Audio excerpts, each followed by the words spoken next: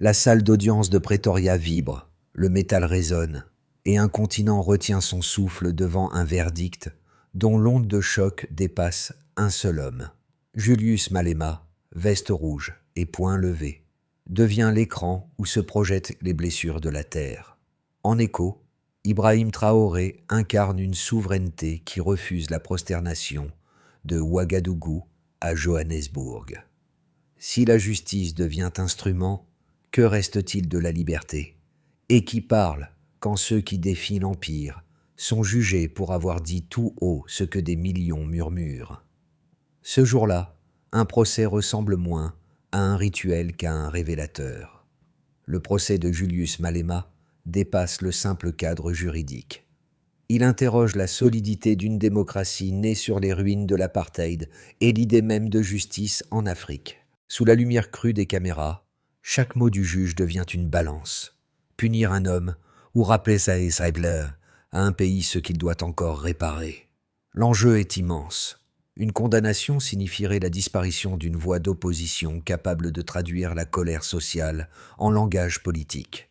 Mais au-delà du verdict, c'est un miroir tendu à tout un continent, jusqu'au Burkina Faso, où Ibrahim Traoré incarne une version plus frontale de la même quête de souveraineté. Ces deux figures rappellent que la liberté n'est jamais acquise. Elle se mesure à la capacité d'un peuple à nommer l'injustice, même quand la loi prétend la régir. Ce reportage promet de suivre ce fil tendu entre le tribunal et la rue, entre la peur et la mémoire, là où se joue la crédibilité d'une indépendance encore inachevée. En 7 ans de procédure, aucune balle, aucun témoin fiable, aucune image n'a jamais confirmé l'accusation portée contre Julius Malema. Et pourtant, le procès continue. Cette contradiction, une affaire vidée de preuves mais gonflée d'enjeux politiques, révèle ce que la justice sud-africaine refuse encore d'admettre. Juger un homme, c'est aussi juger une idée. Depuis 2018, les procureurs répètent la même formule. Tir illégal lors d'un rassemblement politique. Mais derrière ces mots, c'est la peur de la terre qui s'exprime. Celle d'un pays où, plus de 30 ans après la fin de l'apartheid, 75% des terres arabes restent aux mains d'une minorité blanche. Malema a choisi d'en faire son combat central. Restituer sans indemnité ce qui fut pris par la force. Ce slogan, dangereux pour les uns, libérateur pour les autres, a transformé un procès individuel en cause collective. Dans les rues de Pretoria, la foule vêtue de rouge ne voit pas un prévenu, mais le prolongement d'une lignée. Mandela, Biko, Sankara. Et c'est là que le parallèle avec Ibrahim Traoré émerge naturellement. 2 générations, 2 uniformes, mais une même conviction que la souveraineté africaine ne peut exister qu'en rompant le pacte colonial déguisé. Les caméras captent les poings levés, les chants anciens, les visages trempés de sueur. L'Afrique entière regarde, consciente que ce procès dépasse les murs du tribunal. Ce que révèle vraiment l'audience, c'est la continuité d'une peur, celle des puissants devant les voix qui rappellent que la liberté politique sans la libération économique n'est qu'un mirage. Ici, la vérité n'est pas dans le dossier du juge, mais dans le silence du peuple qui attend que quelqu'un ose encore dire « Le sol de l'Afrique appartient à ses enfants ».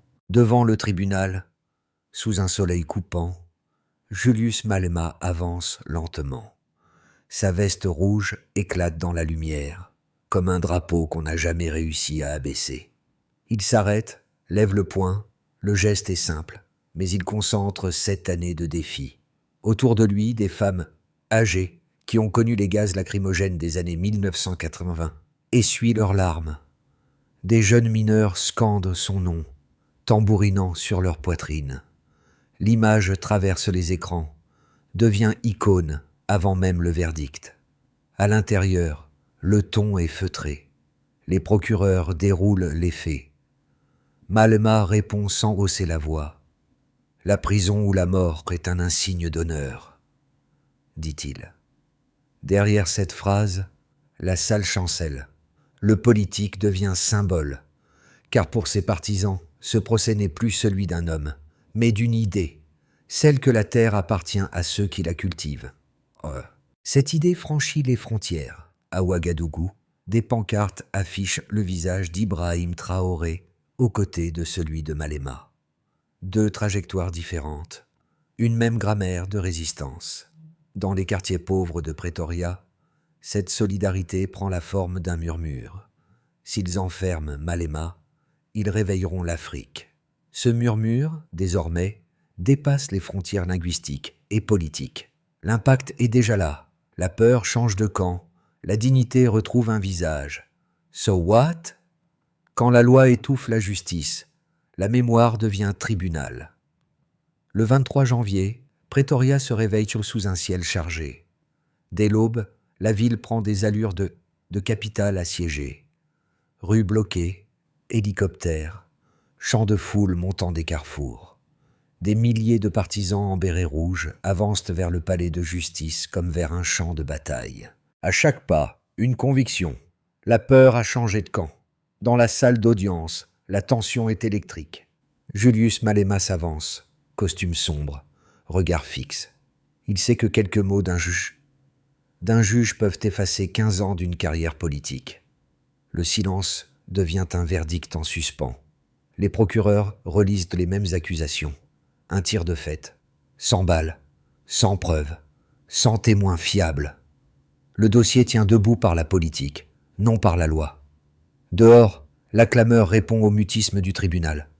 Les chants de libération couvrent le ronron des caméras. Une vieille militante brandit une pancarte.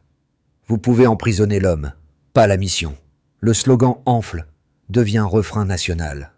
Dans les rues de Soweto, les radios communautaires diffusent le procès en direct. Chaque pause du juge déclenche une explosion d'applaudissements ou de huées. Lorsque Malema prend la parole, la salle tremble. Sa voix ne monte pas, elle tranche. « Nous n'avons pas peur de la prison, ni de la mort, dit-il. Ceux qui possèdent la terre possèdent la vie. Nous voulons la reprendre. » La phrase traverse l'Afrique comme une décharge. À Ouagadougou, le nom d'Ibrahim Traoré s'ajoute spontanément dans les chants.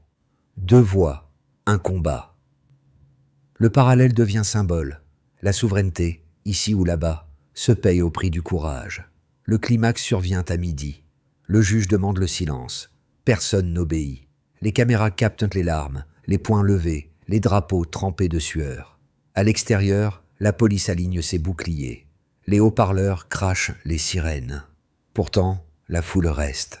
Des chants anciens d'anti-apartheid montent à nouveau, refont surface comme un souvenir collectif. L'histoire se rejoue, sous un autre nom. Puis vient la suspension d'audience. En quelques minutes, Pretoria devient un océan rouge. Les médias occidentaux parlent de désordre. Les habitants parlent de renaissance. Une jeune femme sur un lampadaire crie « Ce n'est pas un procès, c'est un miroir ». Le cri se propage, repris par des milliers de bouches. Les tambours improvisés battent le rythme du défi.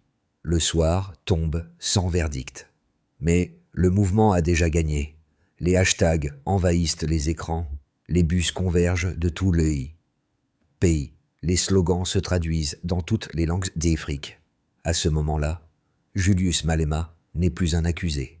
Il est une métaphore. Et Ibrahim Traoré, son reflet lointain, prouve qu'un autre Sud est possible.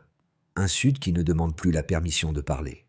Dans la nuit chaude de Pretoria, les torches remplacent les projecteurs. Les chaînes qu'on entendait le matin sonnent encore. Mais cette fois, c'est l'Empire qui tremble. Pour comprendre la portée réelle du procès de Julius Malema, il faut regarder au-delà des slogans. Les chiffres dessinent un paysage plus cru que les discours. D'abord, plus de 75% des terres agricoles d'Afrique du Sud appartiennent encore à 8% de la population. Cette disproportion n'est pas un héritage du passé, c'est une structure du présent. 30 ans après la fin de l'apartheid, la réforme foncière promise reste inachevée. Chaque pourcentage figé représente des millions de vies confinées dans la marginalité économique. Ensuite, le chômage des jeunes dépasse 32% au niveau national. Derrière ce chiffre, il y a des diplômés sans avenir, des familles qui survivent grâce aux aides sociales, et une génération qui voit la démocratie comme une façade vide. C'est que ce désespoir qui nourrit le discours de Malema. la promesse de dignité par la redistribution du sol. Enfin, depuis 2019, les inégalités de revenus ont augmenté de 6%, malgré la croissance globale du PIB. Ce décalage entre la prospérité affichée et la réalité vécue alimente la colère d'une majorité qui ne se reconnaît plus dans l'État. Chaque point de croissance devient suspect lorsqu'il n'améliore pas la vie de ceux qui l'ont produit. Dans ce contexte, les appels d'Ibrahim Traoré au Burkina Faso résonnent puissamment. Lui aussi brandit des chiffres comme des preuves politiques, des bases étrangères expulsées, des mines reprises au contrôle national, une hausse de 18% de la production d'or réinjectée dans le budget public. Ce parallèle numérique n'est pas fortuit. Les deux hommes traduisent en donner ce que leur peuple ressentent en blessure. Les opposants parlent de populisme, mais les chiffres contredisent cette réduction. Les écarts mesurés ne relèvent pas du mythe. Ils proviennent des registres officiels. Les défenseurs de Malema insistent. Si la démocratie se fonde sur la vérité, alors la vérité commence par l'arithmétique. Le baseline, delta, est clair. La base, c'est une Afrique post-apartheid toujours fracturée. Le delta, c'est le réveil d'une génération qui refuse la stagnation. Chaque manifestation, chaque chanson rouge, chaque pancarte porte la trace de ces écarts. Et ces écarts chiffrés, ce ne sont plus des statistiques, mais des actes. Et lorsque le juge relit son dossier, les nombres restent hors du cadre juridique, mais au centre du procès moral. Parce que la véritable équation est là. Combien de temps un pays peut-il tolérer 75% d'injustice sur 100% de son territoire? C'est ce que Julius Malema a compris, et c'est ce que Ibrahim Traoré répète à sa manière. Les deux ne citent pas les chiffres pour séduire, mais pour accuser. Et dans leur voix, le calcul devient langage, le langage devient résistance. Les critiques de Julius Malema le disent. Son discours paraît à mettre en péril la stabilité. Pour eux, l'expropriation sans compensation ouvrirait la voie au chaos, chasserait les investisseurs et replongerait l'Afrique du Sud dans l'isolement. Le pays, affirme-t-il, a besoin de réconciliation, pas de revanche. La justice foncière devrait passer par la négociation, non par le choc. Ces arguments trouvent un écho réel. Les chiffres du chômage, les tensions sociales, la lenteur de la croissance nourrissent la peur d'un effondrement. Les observateurs occidentaux parlent de populisme rouge, comparant Malema à des figures sud-américaines accusées d'avoir sacrifié l'économie sur l'autel du symbole. Mais la contre-réponse, dans le camp des partisans, repose sur une autre logique, celle du bilan. 30 ans de patience, 3 décennies de promesses. Or la structure foncière reste la même, et les écarts de richesse s'élargissent. Ce n'est plus l'audace qui menace la stabilité, disent-ils, mais l'immobilisme. Dans cette lecture, refuser la redistribution équivaut à refuser la paix durable. La paix durable. Ibrahim Traoré illustre ce contre-modèle à une échelle continentale. Au Burkina Faso, son expulsion des bases étrangères a d'abord fait craindre un effondrement sécuritaire. 6 mois plus tard, les chiffres montrent une baisse de 12% des attaques enregistrées dans les zones rurales. Le Stillman s'inverse. Et si la souveraineté assumée n'était pas une menace, mais un levier? Entre Pretoria et Ouagadougou, les lignes de fracture deviennent sa miroir. D'un côté, la peur de perdre l'ordre, de l'autre, la peur de ne jamais le conquérir. Les deux visions se croisent sans s'annuler. Chacune nomme une vérité partielle. La première rappelle les risques, la seconde, les dettes. Ensemble, elles forment la tension nécessaire d'un continent en redéfinition. Et au cœur de cette tension, Malema comme Traoré affirment la même hypothèse. La dignité n'est pas un danger économique, c'est une condition de stabilité. La peur a changé de camp. Cette phrase, criée dans la foule de Pretoria, marque le tournant. Jusqu'ici, la justice semblait poursuivre un homme. Désormais, c'est le pouvoir qui se justifie devant le peuple. La scène, transmise en direct, devient symbole. Le tribunal se transforme en miroir. Ce basculement ne tient pas à un verdict, mais à une conscience. Les chants, les poings levés, les visages gravés de soleil disent autre chose, qu'aucune nation ne peut vivre éternellement avec 75% de son sol confisqué. Le courage de Malema, comme celui d'Ibrahim Traoré face aux pressions étrangères, ouvre une brèche dans la résignation. Les caméras captent les larmes, les regards, le tremblement des juges eux-mêmes. Pour la première fois, ce ne sont pas les accusés qui paraissent vulnérables, mais les institutions. L'histoire renverse ses rôles. La défense devient accusation et la salle d'audience, un théâtre de vérité. À cet instant, le récit cesse d'être juridique. Il devient humain, brûlant, contagieux, et ce renversement, invisible aux chiffres, prépare la tempête qui vient. Au lendemain de l'audience, Pretoria reste rouge. Les images des foules, torches à la main, envahissent les écrans. Dans les townships, les conversations tournent autour d'une seule question. Que vaut la démocratie si elle punit ceux qui réclament la terre ? Pour beaucoup, le procès agit comme un révélateur moral. Il met à nu les fractures sorties que l'apartheid avait maquillées de réconciliation. Les syndicats d'ouvriers reprennent les slogans du jour. Dans les mines de Rustenburg, des grèves spontanées éclatent. Ce n'est pas un chaos improvisé, c'est un inventaire du mal-être. Les hashtags #HandsOffMalema et Africa Speaks deviennent viraux. À Accra, à Dakar, à Paris, des étudiants africains manifestent devant les ambassades sud-africaines. Dans les quartiers noirs de Londres et de Harlem, des pancartes apparaissent. Justice for Malema, Freedom for Africa.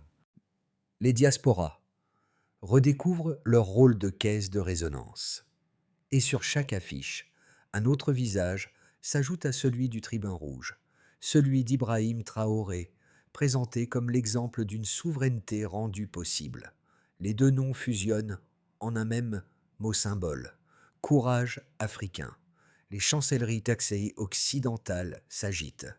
Les éditoriaux du Financial Times et de CNN parlent d'un test pour l'état de droit africain.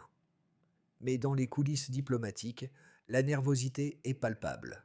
L'ombre d'une contagion souverainiste plane.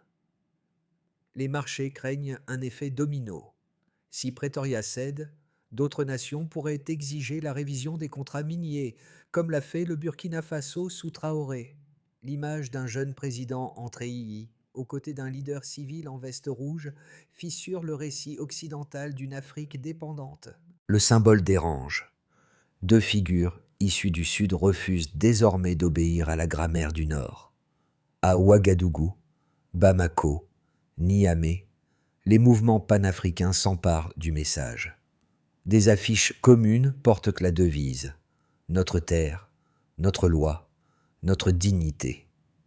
Les débats s'enflamment dans les universités. Les radios locales diffusent des chroniques où les mots Traoré et Malema deviennent synonymes d'affirmation. Même les gouvernements prudents doivent réagir. Certains redoutent l'effet d'entraînement, d'autres cherchent à le canaliser. Mais partout, une idée s'impose. La souveraineté n'est plus un concept abstrait, c'est un impératif générationnel. Dans ce nouvel écosystème, le procès ne marque pas une fin, mais un commencement. Le Sud-Afrique découvre qu'en voulant faire taire un homme, il a libéré une multitude de voix. Et dans l'écho de ces voix, Ibrahim Traoré demeure la boussole, la preuve que la souveraineté n'a pas besoin d'autorisation. Dans les 6 mois à venir, la Cour pourrait prononcer une peine symbolique, une amende, une suspension, ou un report. Cette issue, probable à 40%, prolongerait l'équilibre instable. Julius Malema resterait libre, mais fragilisé. Le pouvoir croirait avoir contenu la tempête sans l'éteindre. Les manifestations retomberaient un temps, tandis que les questions de fond, terre, inégalité, souveraineté, continueraient d'attiser la braise. Si le tribunal acquitte Malema, l'effet domino pourrait surprendre. En moins de 12 mois, des réformes foncières seraient relancées au Parlement sous pression populaire. L'opposition gagnerait du terrain, la foule se sentirait légitimée, et la parole panafricaine trouverait un nouvel élan. Dans ce cas, le lien avec Ibrahim Traoré deviendrait plus qu'un symbole. Un modèle d'émancipation concertée, où les nations du Sud échangent leurs méthodes au lieu de leurs blessures. Cette hypothèse, estimée à 30%, suppose une stabilité politique suffisante pour absorber la vague de changement. Le cas le plus redouté, probabilité environ 30%, verrait Malema écrouer. Le gouvernement aurait gagné une bataille juridique, mais perdu le contrôle moral. Les manifestations s'étendraient, la monnaie plongerait, les alliances internationales se raidiraient. Le nom du tribun rejoindrait la liste des martyrs africains, et le slogan de Traoré, la souveraineté ou le silence, serait repris dans les rues du continent. Ce scénario ouvrirait une période de fracture sociale, mais aussi de recomposition idéologique où les élites devraient répondre à une question simple. Peut-on contenir indéfiniment le désir d'égalité? En guise de réflexion, plutôt que de prédire, il faut observer. Chacun de ces futurs n'est qu'un miroir d'une même crise, celle de la légitimité. Les pays qui refusent de l'affronter par le dialogue seront forcés de la vivre par l'émeute. L'histoire, ici, ne juge pas les hommes, elle juge leur capacité à écouter les signes. Dans les ruelles de Soweto, les conversations reviennent toujours au même point. Ce procès, c'est notre vie qu'on juge.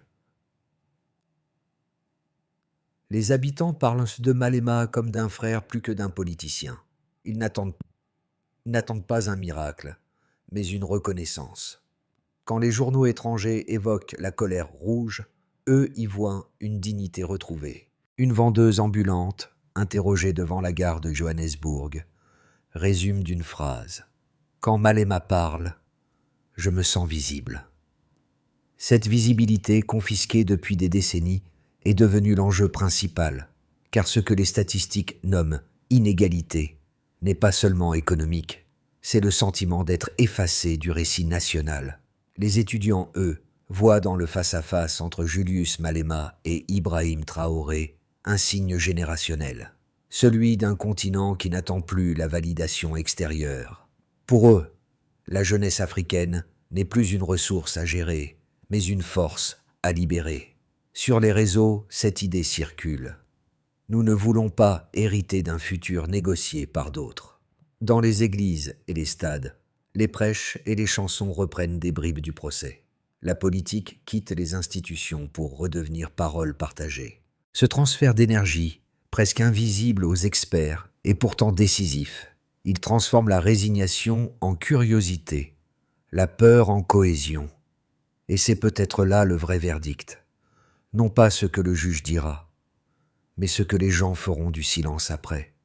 Parce qu'un peuple qui s'écoute recommence déjà à écrire son histoire. Les émotions ne suffisent pas à bâtir un futur. Pour que la colère se transforme en trajectoire, il faut une méthode. Voici les 5 leviers qu'évoquent les observateurs africains les plus pragmatiques. La réforme de la terre ne doit pas être punitive, mais réparatrice. En instaurant un cadastre équitable et des quotas régionaux, l'Afrique du Sud pourrait transférer 10 de ses terres d'ici 5 ans, mesurées en surface réellement cultivée, non en promesses. Le procès de Julius Malema a réveillé des voix. Il faut leur donner un cadre. Les assemblées communautaires et les comités de jeunesse pourraient devenir des capteurs sociaux, capables de signaler les inégalités avant qu'elles n'explosent. Le dialogue entre Pretoria et Ouagadougou, symbolisé par Ibrahim Traoré, pourrait se transformer en plateforme panafricaine sur la souveraineté. But: mutualiser les données, partager les stratégies d'indépendance économique, publier des indicateurs communs. Les chancelleries africaines devraient imposer un droit de réponse systématique aux médias étrangers. L'opinion mondiale ne peut plus être formée à sens unique. Chaque accusation contre un dirigeant africain doit être accompagnée de la version africaine du contexte. Enfin, il faut aussi savoir mesurer la dignité. Un indicateur nouveau, le Dignity Index, pourrait combiner accès à la terre, revenu médian et perception d'équité. Ce serait la première mesure réellement africaine de la liberté postcoloniale. Ainsi, le procès de Malema cesserait d'être une crise. Il deviendrait un plan d'action où les peuples mesurent leur souveraineté non par la peur, mais par la transparence.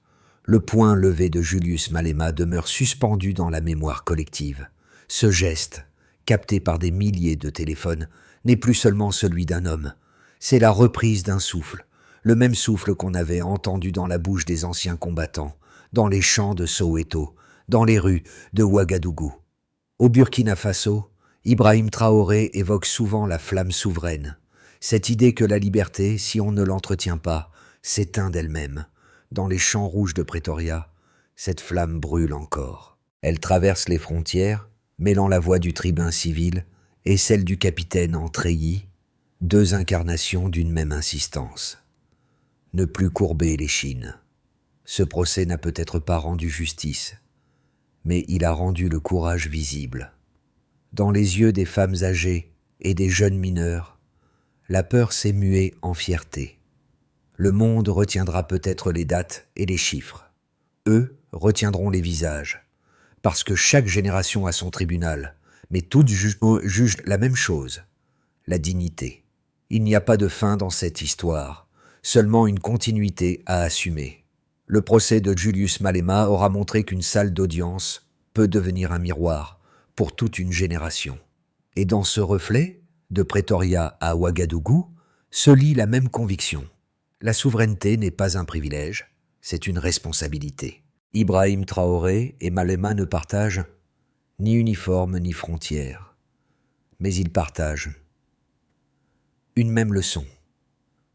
Un peuple qui parle d'une seule voix fait reculer la peur. Le reste du monde peut observer, commenter ou condamner.